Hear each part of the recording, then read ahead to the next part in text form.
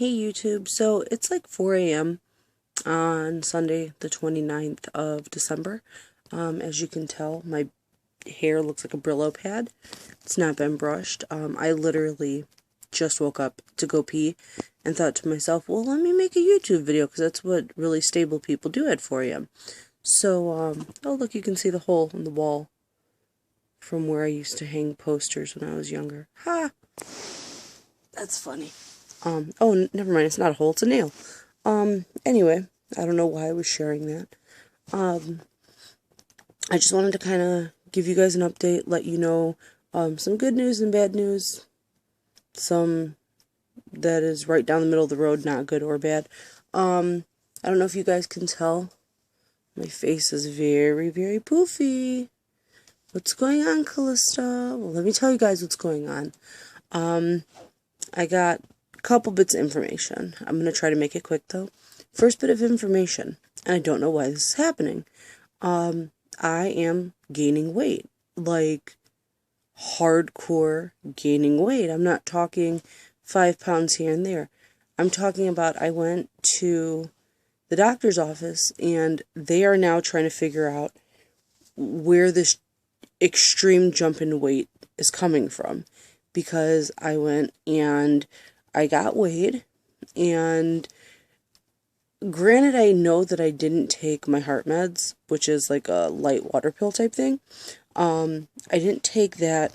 I missed it for 2 days, and this was last week. I went and I got weighed, and I came in at 281. Now, what I have noticed is my arms feel like they're, I don't know if they're swollen. Like, I'm guessing it's a combination of gaining weight and, I don't know, maybe I'm stress eating and I don't know it. I'm not quite sure what's going on. I know that part of it has to do with fluid. I actually, and this is going to sound so funny, decided to measure my urine. So I used a hat. I don't know if any of you know what that is. It's like a little thing that you put on the toilet, so when you pee, usually see them in a hospital, when you pee, it that catches your urine instead of it hitting the toilet water.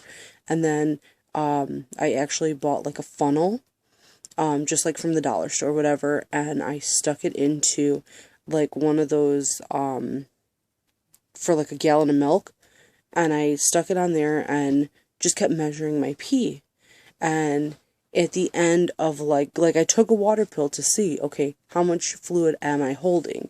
And at the end of doing this over like a 6-hour period, because eventually my legs started to cramp, and that's how I knew I was becoming dehydrated. And this is not something that I suggest for anybody to do.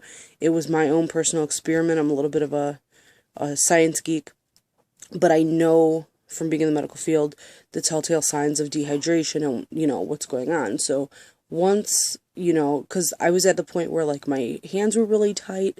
When I put my jacket on, I have like a pea coat, and when I put it on, the arms were so tight. Like, my arms felt like just the tops of them, like almost like it couldn't fit in the jacket. Like, it was just super tight, and I felt like a pack of biscuits popping open.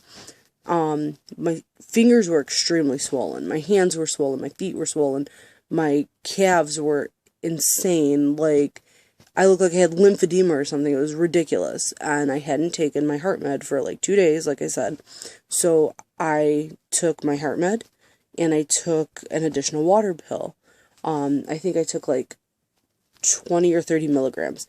But I knew not to go any more than that. And I peed and peed and peed and peed and peed, and I ended up holding 22 pounds of just water. Like, I weighed the gallons on a scale, and every time, like, after the gallon got full, I weighed it, and, like, it was insane. Like, I held 22 pounds of fluid. So I don't know, I'm pretty sure it's, you know, a combination, but, like, 281, that's insane. And the only place that I can see it, like, it's not in my midsection, and I'm midsection heavy. That's where all my weight is. You guys will actually see on my date of surgery, when I take my, like, I'm going to do all my body shots that day so that you guys can see exactly, like, my starting point, not, like, leading up to it. Like, I want you to see from the day of surgery till, you know, a year out and stuff like that. So, I was just surprised that I was able to hold that much fluid on me. So, I know I'm holding fluid, I know I'm gaining weight, but the problem is, like, all my pants fit the same way. So, like I said, like, my midsection I know is not getting heavier. My arms, I can feel it in. I can definitely see it in my face. Like, my face is very, very, very round. And my calves, like, I don't know what the hell is going on with them. Like, they love to collect water. They love it. It doesn't matter if I'm sleeping, if I'm standing, if I'm sitting. They love to collect fluid. But again, I only have an ejection fraction of 40. So that probably has something to do with it. Moving forward off of that, I'm not stressing too much about that. I think that definitely, as I, you know, start my liquid diet, which is encroaching, I think that definitely I'll start to see more fluid fall off of me, because my body is probably going to be trying to stay hydrated, and since I'm not going to have proteins from, like, chicken and stuff like that, and I'm not really going to have a high salt intake, I think my body will start to kind of lose a little more water a little quicker, and maybe I'll start to see, like, what my actual weight is. But the way that I was able to figure out that I held that much fluid, like I said, was I actually weighed the jugs of urine, like, as, you know, as one would get full, I would weigh it right before I would dump it out, and I was, like, doing this over, like, a 6-hour period, and that's how I was able to see, like, once my legs started cramping, I knew I was dehydrating, and that's how I knew exactly how much fluid I was holding. So, I don't know exactly how many pounds in, like, body weight I'm gaining, but I know that 22 of it is definitely fluid, and that was not exciting. Moving on, I did my sleep study. You guys already know that. And, of course, I had apnea. I expected that to be part of the whole shebang. I expected that I would have apnea. And now we are going to do my BiPAP titration test, which means we know I have apnea. Now I'm going to take, it's like a CPAP, but because the CPAP was too much for me and I began to freak out in my test, the BiPAP actually, they put it on you and it forces the air in when you're inhaling, and it's much like it kind of eases up as you're exhaling so that you don't feel like you're fighting to breathe. So they're gonna try that. The sleep medicine doctor did say that things look good as far as, once, he goes, you know, I think once you have a good, you know, 60, 80, maybe 100 pounds off you, that you're not going to need the machine. He said, I think that that's only being attributed to the weight gain, and so, because it's so rapid, your body, it doesn't really know what to do. So as of right now, I do have to do the BiPAP machine. That test is going to be this coming Thursday, January 2nd. And that is the very last test that I will have. They will then bring in my BiPAP machine to my house. I'll wear it for at least 2 weeks before surgery, just to make sure that, you know, it lessens my chances of having any sort of obstructive blockage during surgery, right after surgery, whatever the case may be. So yeah, that's going to be the end of all my testing. And my surgery date is February 19th, 2014. I actually spoke with the APN, which is the advanced practice nurse, at my surgeon's office. She said I'll be seeing him one more time before surgery, but it will be after my sleep study. Also, we initially scheduled for Monday, February 17th, but I told my mom about it, and she's going with me. I'm just hoping that she doesn't start crying and, like, praying over my head and, you know, oh, Jesus, watch my baby. Like, I can appreciate religion, but I don't want her crying on top of me and praying that I don't die. Like, that'll wig me out a little bit. So, hopefully, she doesn't go overboard. I actually went as far as, like, calling her best friend, who we have, like, this ongoing joke that her best friend is my dad.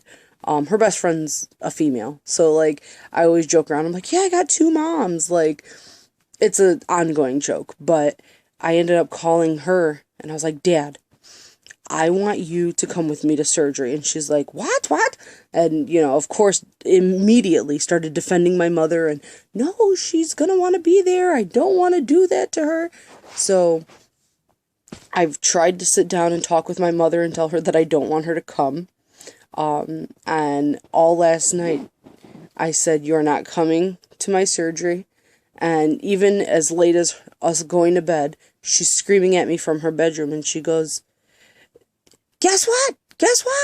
And I'm like, what? She goes, I am. So she's convinced she's coming to surgery with me.